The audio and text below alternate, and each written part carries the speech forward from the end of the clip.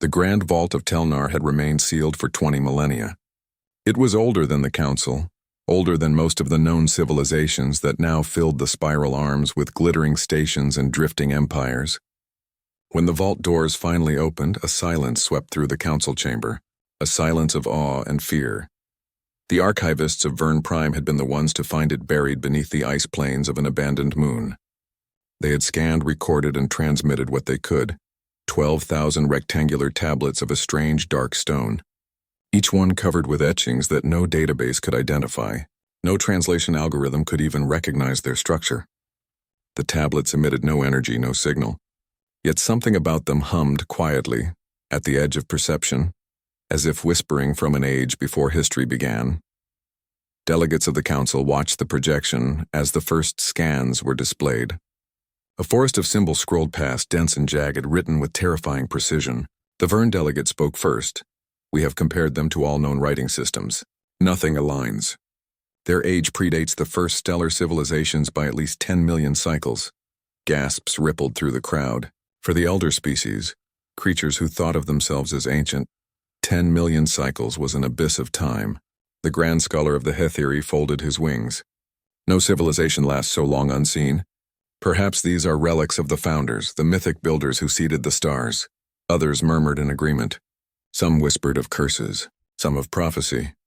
The council decided to summon experts from every world to study the find. Linguists, cryptographers, telepaths, and even myth readers came and went. None succeeded. For nearly a year, the tablets resisted all attempts to decode them. The characters were not words, not numbers, not patterns. They seemed more like something alive, arranged with a logic that mocked understanding. Until at last, a suggestion came from the edge of the council records.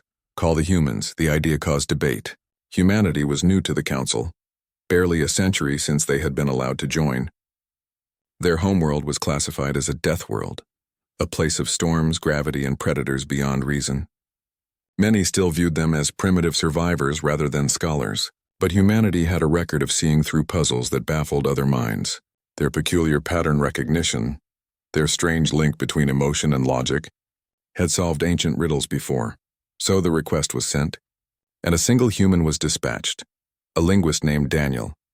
When he arrived at the vault's observatory, the alien researchers eyed him with a mixture of curiosity and pity.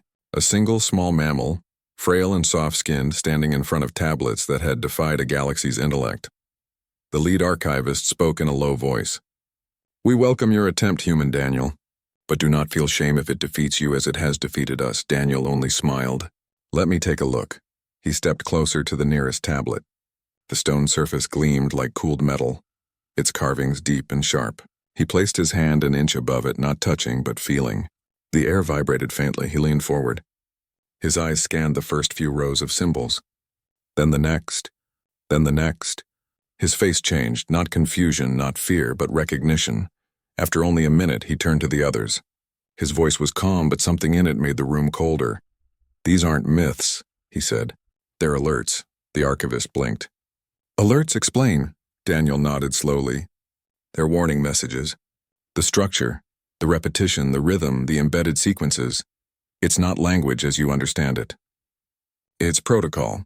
These tablets were part of an ancient global defense system. A whisper spread across the chamber. Defense? From what? Daniel didn't answer immediately. He was studying another tablet. Then he sighed softly. From extinction events. 12,000 messages, each marking a cycle of disaster. They describe planetary deaths, stellar collapses, biological plagues, and they're escalating. The archivist stared in disbelief. Impossible. We dated them at millions of years old. Daniel looked up, his eyes tired. Then it means the disasters have happened many times before. He pointed to a sequence of carved shapes that repeated across multiple tablets. This pattern, 3 slashes, a curve, a dot, that's a timestamp. Each one records the interval between alerts. It shrinks as you go forward. The intervals are shortening. A heavy silence filled the observatory. The Hetheri scholar fluttered his wings uneasily. If these are warnings, then of whom? Who made them? Daniel didn't answer right away. He walked to the last tablet, the one still sealed under a transparent energy shield. He stared at it for a long time, then touched the projection control. The symbols glowed faintly, forming a perfect spiral. He spoke softly. This one's different. It was written last. It names the builders. The aliens leaned forward, breathless. Daniel turned back toward them. His eyes seemed very old. It says, "Origin species human." The room erupted in disbelief. Voices clashed. Some shouted denial, others called it error, fabrication, impossible coincidence. Daniel only stood there, letting the noise wash over him. When the archivist demanded an explanation, Daniel finally spoke. "You're misunderstanding something. These tablets weren't left by your ancestors. They were left by ours," the archivist hissed. "Your kind is barely a century in the stars." Daniel nodded. "This kind, yes.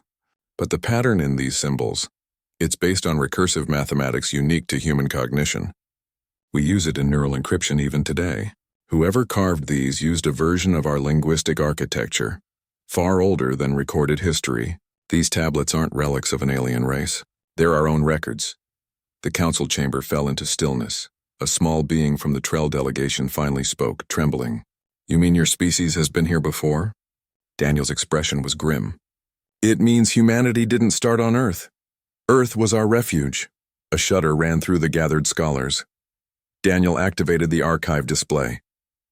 The hologram expanded, showing the positions of the 12,000 tablets in relation to one another.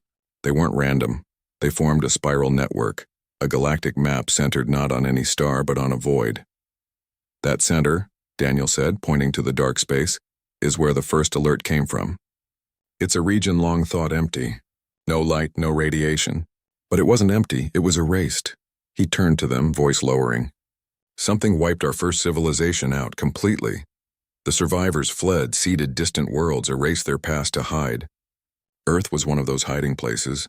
These tablets were the messages they left behind, warning the next generations what was coming." A murmur of dread spread among the scholars. One of them whispered, "Then the warnings, what do they say about the next event?" Daniel looked at the final tablet again. His expression hardened. "They stopped recording after this one, because the next alert wasn't for them. It was for us." The alien researchers drew back in alarm. "You mean the sequence continues into the present?" "Yes." Daniel pulled out a small datapad and projected a star map over the room. "If the intervals are correct, the next event should occur right now.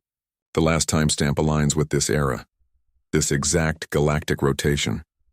The council erupted into chaos. Commands flew across communication links, orders for verification, panic spreading through even the oldest species. But Daniel wasn't looking at the others anymore. His eyes were on the projection of the void, the erased region. Slowly he zoomed in. The center darkened further, then pulsed once. A signal. The instruments in the observatory screamed as energy signatures spiked beyond measurable range.